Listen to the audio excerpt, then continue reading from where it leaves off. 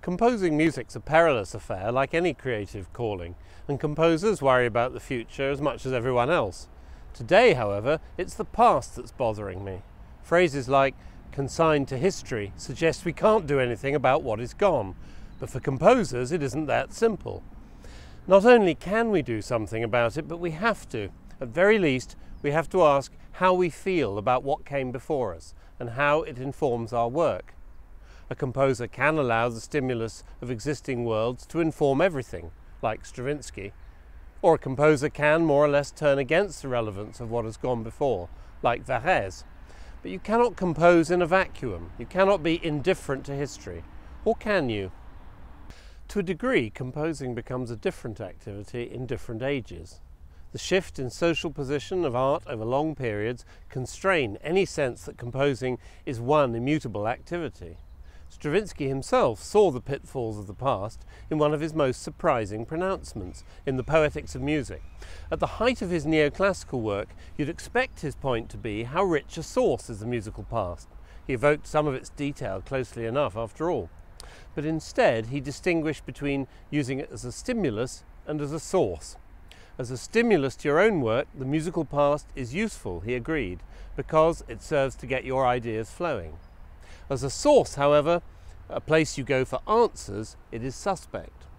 His reasoning was that we cannot wear the ears of a previous age. We cannot hear material as they did. So detailed conclusions will be unreliable.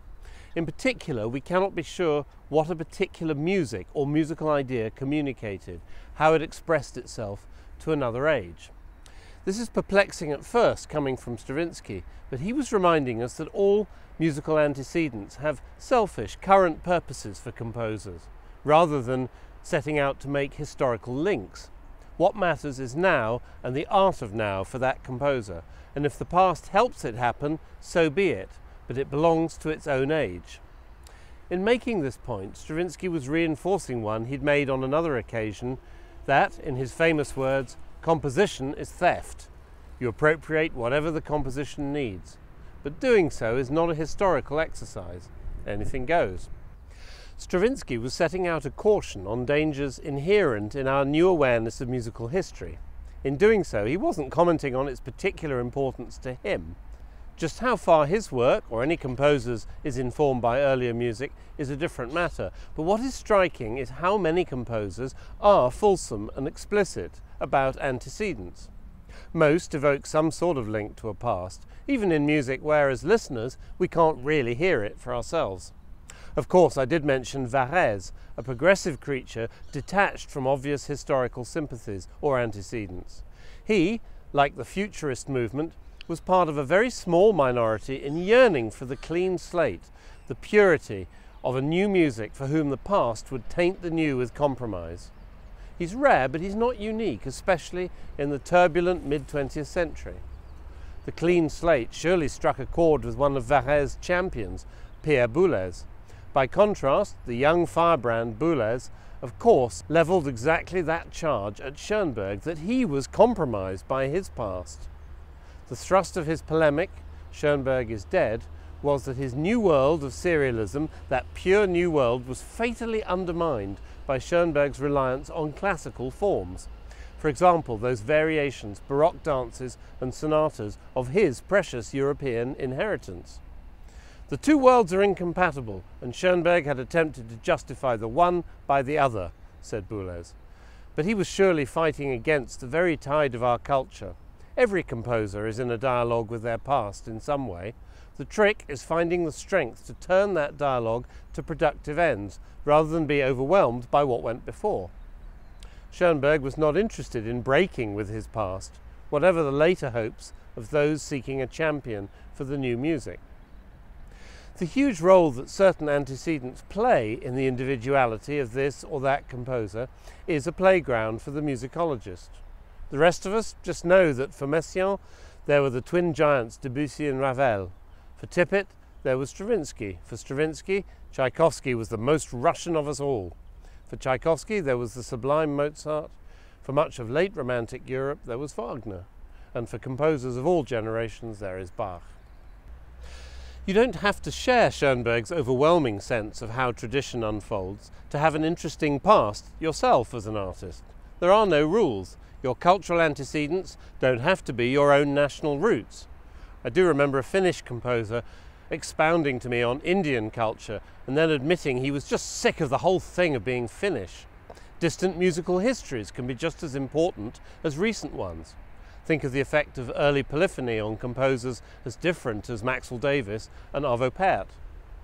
Even an aversion to the past can itself be as formative as an influence. Stravinsky's aversion to the entire Wagnerian legacy was a powerful defining factor in whom he became, after all. Paradoxically, the cultural importance of the musical past is itself movable scenery.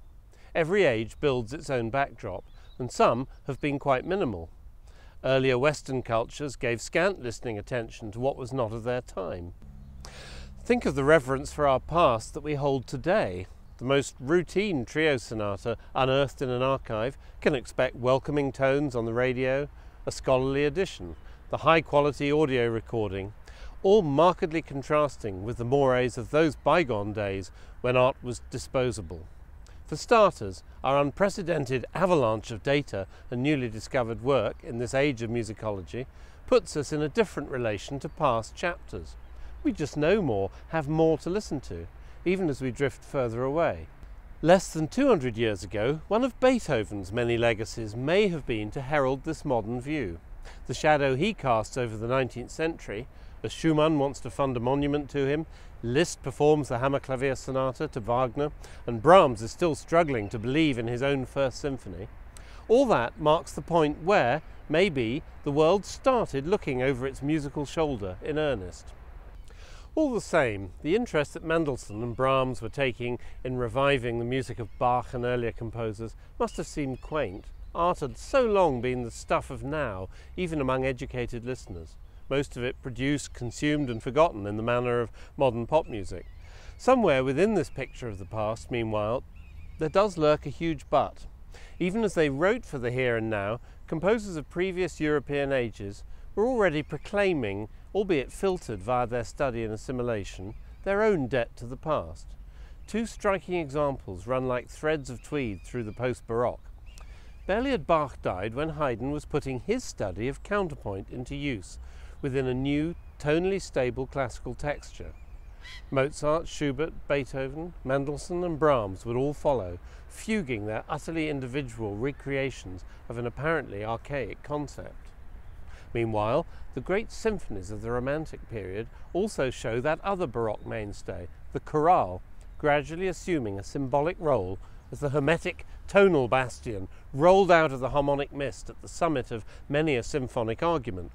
Brahms is first, Mahler's second, and Saint-Saëns' third are among many symphonies to draw on the chorale's resolute lack of ambiguity, its stability in an experimental world, something that often feels very close to an act of nostalgia. All these are deeply historical thought forms running among actual composers, even if their 19th century concert hall was not yet, as ours is, a museum for experiencing a view of the past. To trace the emergence of that, our own modern historical sense of archaeology and reassessment, would take a separate talk. To ask just how we have swapped that assumption that art music in concert is contemporary for a new assumption nowadays in which almost no live music is contemporary in our concert halls. Of course, the rise of historical musicology plays a huge role. The abundant new data enhanced by modern tools of recording, broadcast, and, as you can see, now also internet. It may also have much to do with the failure of new music of the last 100 years to gain full ownership. As a composer, I'm hugely aware that our concert life takes extensive refuge in its own past, but the reasons are complex and must wait for another day. But what about today's stage and its scenery? Composers have more past than ever upon which to draw, and the airwaves are full of it. But I think how you respond depends on where you are. I've already suggested that different ages view differently the role of the past, but in the modern age, I think these separate outlooks actually coexist at the same time. A fascinating aspect of modern art music culture that no one seems to explore comparatively. For example, I'm a UK creature as a composer, my outlook shaped by British cultural assumptions and values. Within that outlook, a composer rests on a kind of haystack of everything that's gone before, trying to fashion responses into what becomes the next layer of the haystack. For me, the recent layer might be British predecessors like Tippett and Birtwistle, but equally might be drawn from early music or free jazz. The point is that I feel multiple connection points, a sort of relay race in 3D. But I don't think all composing cultures do. What about the great rupture, the idea that modernism was the shock of the new, a clean slate breaking away? Britain has always preferred to leave that bit out, preferring connection. You can't imagine a British Schoenberg is dead response like that of Boulez. In fact, maybe we prefer Schoenberg's continuities to his serialism. But recently I conducted some intensive interviews with European composers and probed their sense of connection to even the recent historical past. I was surprised by the lack of any of that sense. Even Schoenberg himself had expressed it, that you're connected, you're taking forward something from your past. By contrast, two of the composers I interviewed explicitly pursued composition as a rebellion against the academic establishment, striking out from what they found fossilized adoration of the Viennese classics and rigid conservatoire attitudes.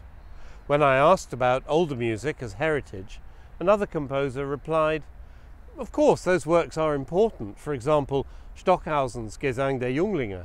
Help, is that as far back as you go?" Sounded as if any more remote inheritance, the Bach to Brahms bit, was a huge burden, a commercialized empire from which to strike out. So, very different sceneries exist today in parallel in different places. For example, I wonder what, by contrast, today's American composers of art music are feeling. Maybe less burdened with the big European art music story. Perhaps US composers can feel freer to embrace cultural centrality, like Carter, or to reject that Western mainstream in favour of other canons, like Harry Partch.